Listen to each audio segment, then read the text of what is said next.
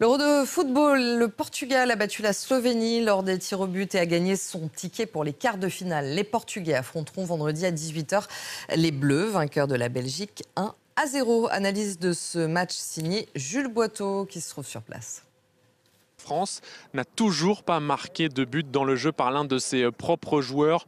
360 minutes de jeu, 6 heures que les Bleus jouent dans cet Euro et ils n'ont toujours pas marqué de but par l'un de leurs propres joueurs dans le jeu. Je répète cette stat absolument ahurissante. Avant cela, on avait eu droit à un match extrêmement tendu ici à la Düsseldorf Arena. En témoignent les 3 cartons jaunes reçus par les joueurs français dans les 25 premières minutes. On a senti que les deux équipes ne voulaient pas prendre le risque d'encaisser le premier but. Chacune des équipes a eu ses moments, mais c'est clairement la France qui s'est procuré le plus d'occasions. 2 tirs seulement pour des Belges assez méconnaissables contre 18 tirs pour les Français. Le problème, c'est que sur ces 18 tirs, 16 ont été hors cadre.